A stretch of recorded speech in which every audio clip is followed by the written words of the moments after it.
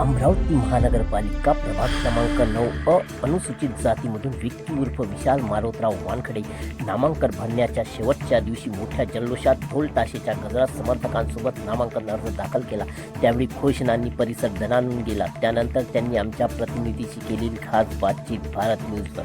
नमस्कार मित्रांनो, आज आपल्यासोबत विशाल उर्फ विक्कीदादा वानखडे आहे, जे की अमरावती महानगरपालिका 2026 मध्ये निवडणूक लढवणार आहेत। आजचा तरुण फक्त प्रश्न विचारत नाही, तर ते उत्तर देण्यासाठी ती पुढे असतो। चला तर मग थेट संवाद साधूया।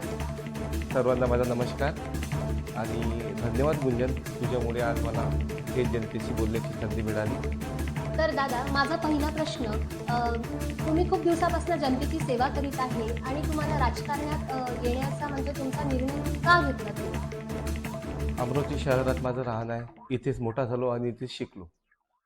शिकताना काही इथे जे माझे नगरसेवक होते त्यांच्यासोबत राजकीय थोडं काम करताना मला सुद्धा राजकारणाचा छंद आला आणि त्या राजकारणात काम करत असताना प्रभागातील काही समस्या ज्या आहेत त्या मला दिसल्या, जशा रोडच्या समस्या, नाल्याच्या समस्या, पाण्याच्या समस्या। मग काही लोक माझ्याकडे पण येत होतात की आमची ही समस्या आहे, ती समस्या आहे।